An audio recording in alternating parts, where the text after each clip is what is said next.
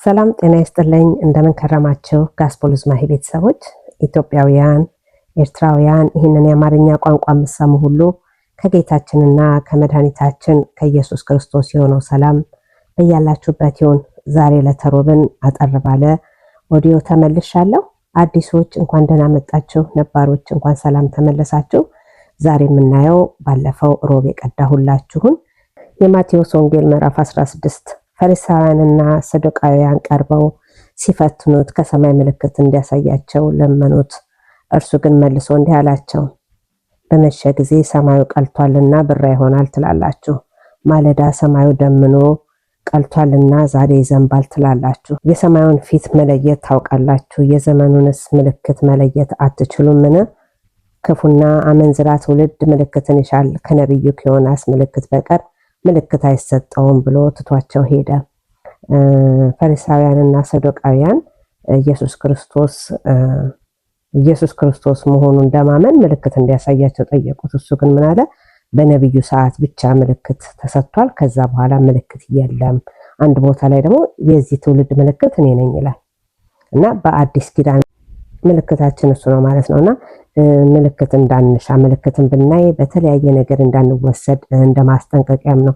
አሁን ዛሬ ብዙ ጊዜ ሰዎች የሚስቱት ምልክትንና ተአምርን በማየት ነው። ነገር ግን በመጨረሻው ዘመን የከፋ እጅግ በጣም አሳማኝ የሆነ የተመረጡትን ሁሉ ሊያስክድ የሚችል ምልክትና ተአምር እንደሚታይ ኢየሱስ ክርስቶስ በተለያየ ቦታ ላይ ያስጠነቅቀዋል እና ከምልክትን ከመሻት በጣም መጠንቀቅ እንዳለብንና በቃሉ ላይ መቆም እንዳለብን ነውና ክፉና አመንዝራ ትውልድ ምልክትን ይሻል፣ ከነቢዩ ከዮናስ ምልክት በቀር ምልክት አይሰጠውም ብሎ ትቷቸው ሄደ።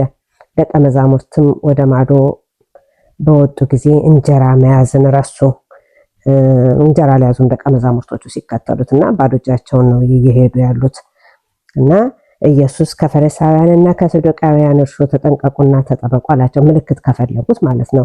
ፈሪሳውያንና ሰዱቃውያን ማለት በቃ የውጭ ነገርን የሚያጠሩ፣ ስለ ልባቸው የማይጨነቁ፣ ስለ አለባበሳቸው፣ ስለ እጅ መታጠብ በቃ ከላይ ስለሆነ ነገር የሚጨነቁና በመጽሐፍን የሚመረምሩ ነገር ግን ከእግዚአብሔር ስራቸው የራቀ ማለት ነው እና ከነሱ እርሾ ተጠበቁ ነው የሚላቸው። ከነሱ እርሾ ተጠበቁ ማለት ከትምህርታቸው ነው። ነገር ግን እነሱ አልገባቸውም። እርሾን ከእውነተኛ እንጀራ ጋር ደባልቀው እነሱ እንዲህ አሉ። እነርሱ እንጀራ ባንይዝ ነው ብለው እርስ በርሳቸው ተነጋገሩ።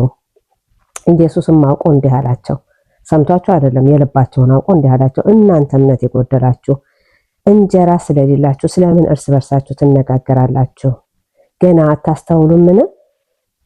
ለ5,000 5 እንጀራ ስንት መሶብ እንዳነሳችሁ ትዝ አይላችሁምን? ስለ እንጀራ እንዴት ታወራላችሁ? ምልክት አይታችሁ ነበር ከኔ ጋር ያላችሁ።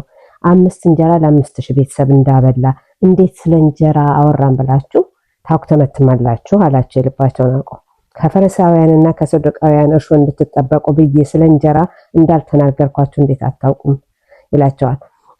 ስለ እንጀራ አይደለም እያወራኋችሁ ያለው፣ ስለ ትምህርት ነው፣ ስለ እውቀት። ከነሱ ተጠንቀቁ የሚለው ከልቦና ያልሆነ አምልኮ እንዳያመልኩ፣ ለመታየት የሚሆን ነገር እንዳይሆን፣ ሕግን መጠበቅ በአፍ እንዳይሆን፣ ለሰው ፊት ለመታየት እንዳይሆን፣ ከልብ እንዲያምኑ ነው እያስተማራቸው ያለውና ከልባቸው እንጂ የነሱን ነገር እንዳይከተሉ፣ አስመሳይ እንዳይሆኑ፣ ከልብ ማምለክንና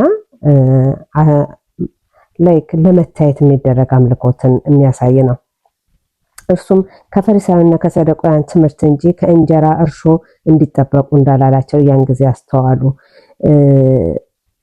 አሁን አስተዋሉ ሲነግራቸው። ስለ እንጀራ እንዳላወራችሁ ታውቃላችሁ። እንጀራማ 5 እንጀራ እንኳን ለ5,000 አብልቻለሁ፣ ከዛም ተርፎ ፍርፋሪ አንስታችኋል። ስለ ምግብ አይደለም የማወራችሁ፣ ስለ ትምህርት ነውና በዚህም ዘመን የፈሪሳውያንና የሰዱቃውያን ትምህርት የሚመስል እግዚአብሔር የማይከብርበት እውነተኛ ቃል የሌለበት የሆነ ስብከቱ ተረት የበዛበት ወይንም ቀልድና ጨዋታ የበዛበት ወይንም የውሸት ትንቢት የበዛበት ነገር በአሁን ሰዓትም እንደዚሁ ከዛ እርሾ እንዳንደባለቅ የሚያሳስብበት ነገር አለ። ምንድነው እርሾ ማለት?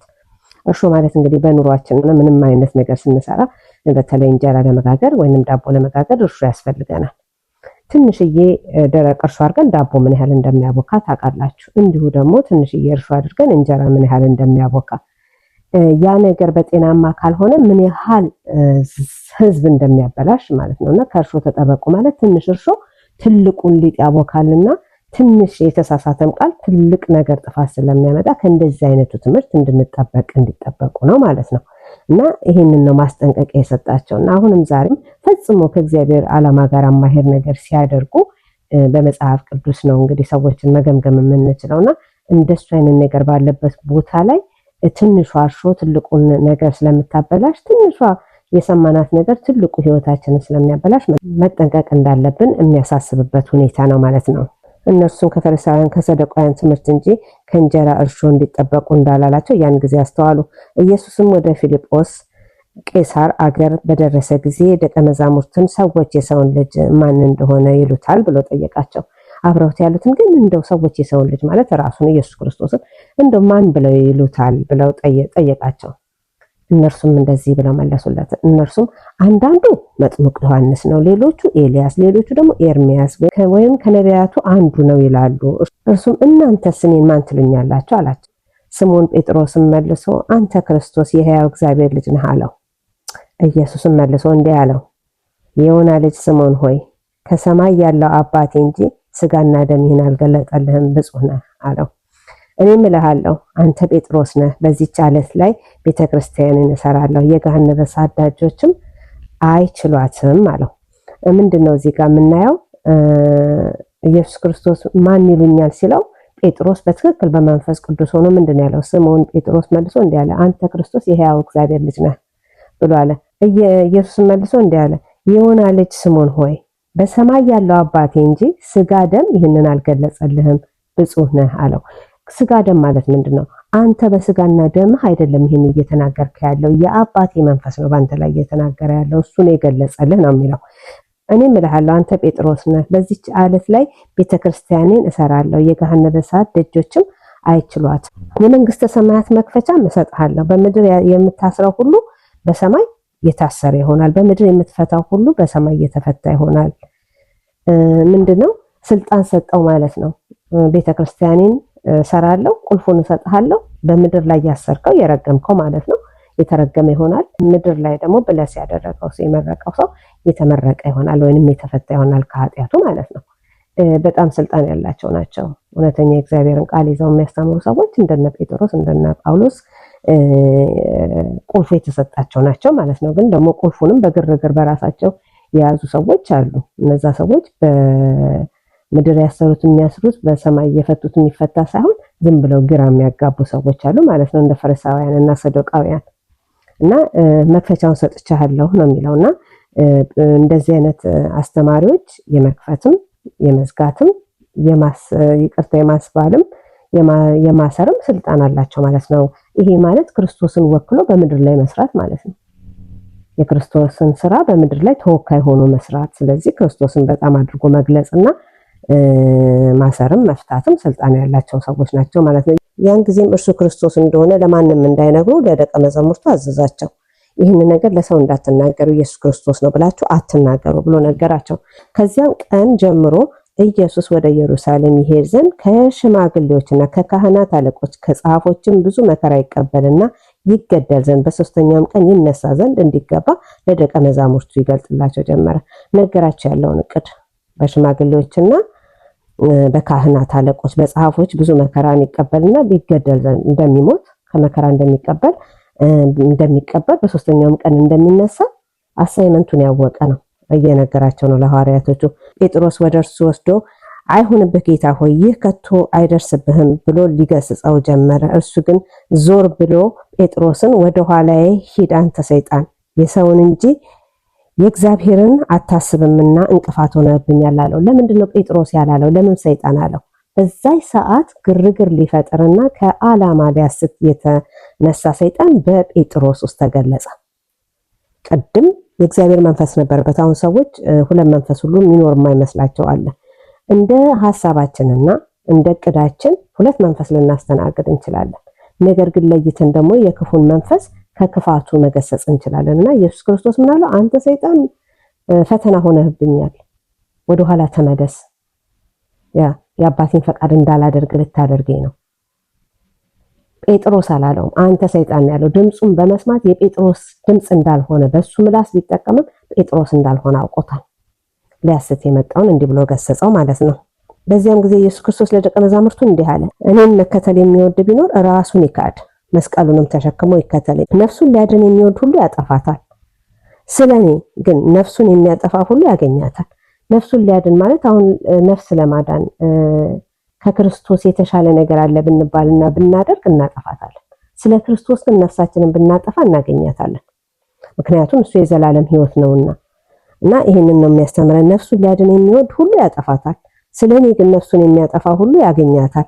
ሰው ዓለሙን ሁሉ ቢያተርፍ ነፍሱን ቢያጎድል ምን ይጠቅመዋል ይለና ጥያቄ ምልክት ያደርጋል። ይሄ አሁን ለዓለም የምናደርጋቸው ነገሮች ጨርሶ የነፍስን ነገር ትተን ሙሉ ለሙሉ ለዓለም ተገዝተን የምናደርገው ነገር ዓለሙ እንዳለ ቢሰጣችሁና ለምሳሌ ዓለሙ እንዳለ ቢሰጠኝ 80 ዓመት ብኖር ከ80 ዓመት በኋላ ደግሞ የዘላለም ሕይወት የሚባል ነገር አለ። እሱም ባጣ ምንድነው ለኔ የሚጠቅመኝ ነገር?